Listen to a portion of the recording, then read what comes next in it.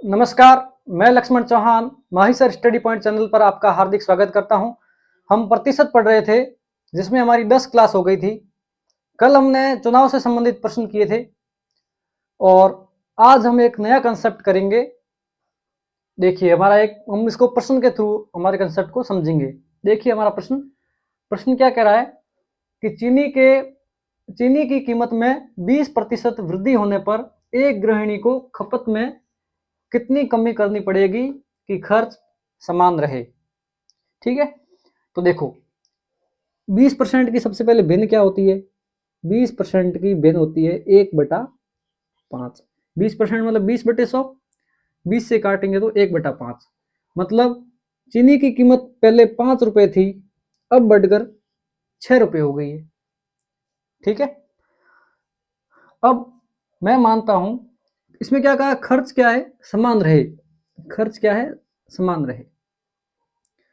तो देखो, मैंने इन दोनों का खर्च क्या मान लिया, इनका दोनों का क्या लसअप ले लिया तो 30 आया। ये 30 मैंने मान लिया। खर्च पहले भी 30 था, अब भी 30 है।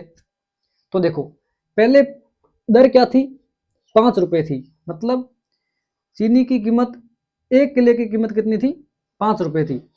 तो 30 रुपए में कितनी चीनी आती, पहले 6 किलो आती कि नहीं आती। 1 किलो के 5 रुपए तो 6 किलो के 30 रुपए। उसी प्रकार क्या हुआ, अब जो दर है वो 20% बढ़ के 6 हो गई है। 5 थी, अब 6 रुपए हो गई है। अब खर्चा हमें वही रखना है, 30 का 30 ही रखना है। तो कितने किलो चीनी आएगी 30 रुपए में, 6 का भाग देंगे तो 5 किलो आएगी। पहले 30 रुपए में 6 किलो आती थी, अब कितनी आ रही है, 5 किलो। मतलब इस प्रश्न में देखो कि अगर गृहिणी जो है चीनी की, मान लो खपत अगर 6 किलो कर रही थी, अब उसको घटा कर 5 किलो करे तो जो खर्च है वो नहीं बढ़ेगा, 30 का 30 ही रहेगा। मतलब इसमें क्या पूछा है, खपत में कितनी कमी की जाए। मतलब खपत पहले 6 थी, अब उसको कितनी कर दी जाए, 5 कर दी जाए। तो जो खर्च है वो उतना का उतना ही रहेगा, कोई परिवर्तन नहीं होगा उसमें। मतलब 6 को 5 करना मतलब कितने की कमी की, 1 की। अब देखो 1 की कमी कितने पे की है, 6 पे की है। ये 6 पे की है, इंटू हमें प्रतिशत में मान चाहिए तो इसको 100 से गुणा कर लिया। ये आएगा तो 1/6 का प्रतिशत कितना होता है, 16 सही 2/3% होता है। इतनी क्या है, हमें कमी करनी पड़ेगी। मतलब अगर कीमत में वृद्धि 20% हो जाए तो खपत अगर 16 सही 2/3% कम कर ली जाए तो जो ऑल ओवर खर्च है वो समान रहेगा, उसमें कोई परिवर्तन नहीं होगा। मतलब इस कंसेप्ट में क्या समझ में आया कि इसमें मैंने किया क्या था कि ये जो खर्च है वो क्या है, एक तो मूल्य, ये मूल्य इंटू खपत। खपत के बराबर है कि नहीं है, मूल्य इंटू खपत के बराबर है कि नहीं है। तो ये खर्च जो है मूल्य इंटू खपत के बराबर है। हमें क्या करना है, ये खर्च समान रखना है। मूल्य में अगर 20% वृद्धि हुई है, 20% वृद्धि हुई है तो हमें इसमें कमी ज्ञात करनी है। तो इसका सीधा शॉर्टकट क्या है, देखो मूल्य में कितनी वृद्धि हुई है, 20% वृद्धि हुई, मतलब 5 से मूल्य जो है वो 6 हो गया है। तो इस प्रश्न का शॉर्टकट, ये कितना कम करेंगे तब खर्च समान रहेगा, तो सीधा करना है वृद्धि कितनी हुई है वो की वो लिख दो, वृद्धि 1 की हुई है और बढ़कर कितनी हो गई है, 6 हो गई है, तो 6 नीचे लिखना है और 100 गुणा कर देना है। ये हमारा सीधा सा, ये अगर कंसेप्ट अपनाएं तो ये आंसर आएगा, इससे भी यही आएगा। मतलब हमें करना क्या है, जैसे कोई दो संख्याएं हैं, a इंटू बी है इज इक्वल टू सी है। ए में अगर 20, मान लो ए में कुछ वृद्धि की जाए, मान लो x वृद्धि की जाए, बी में कितनी वृद्धि की जाए कि सी जो है वो समान रहे। तो इसका शॉर्टकट क्या है, जो वृद्धि हुई है ना वो लिख दो ऊपर। मान लो x प्रतिशत वृद्धि हुई है, x लिखा ऊपर।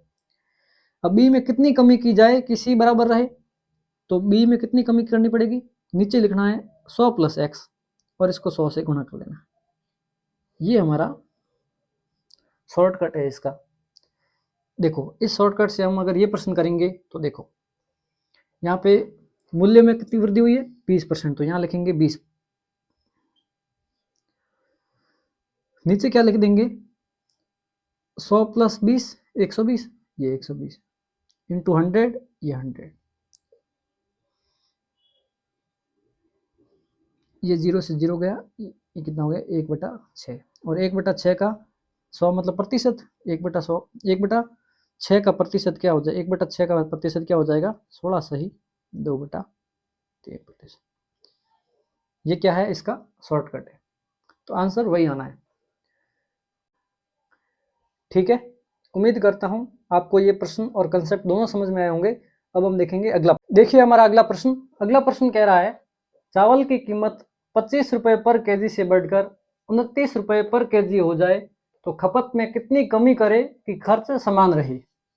ये भी पिछले वाले जैसे ही एग्जैक्ट सेम क्वेश्चन है, परंतु हमें यहाँ क्या सीधा कीमत रुपए में दे दी है, परसेंट में नहीं दी है कि 20% वृद्धि हुई है कि 30%, ऐसा नहीं दिया है, सीधा दे दिया कि 25 थी पहले कीमत, अब वो कितनी हो गई है 29 हो गई है, मतलब वृद्धि कितनी हुई है 4 की।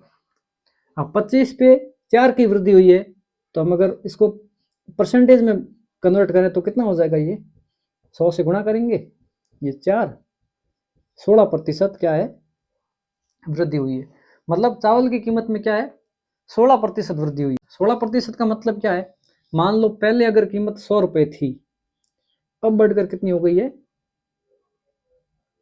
116 हो गई। अब हमें वही कंसेप्ट अपना है पहले वाला, हमारा फॉर्मूला क्या है कि इसकी खपत को कितना कम करेंगे, तो खपत को कम करने के लिए फॉर्मूला क्या है x/x + 100 × 100, यही फॉर्मूला है।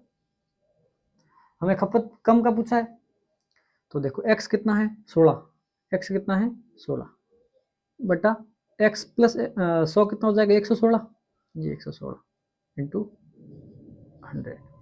2 से काटा तो 8, इसको 2 से काटा तो 5 दूनी 10 और 8, फिर 2 से काटा तो 4 और ये 29, ये क्या आ गया 400 बटा 29, 29 से भाग देंगे तो 1 3, ये ऊपर 23 बचेगा और ये हो गया 29, ये प्रतिशत, ये इतना आंसर आ गया।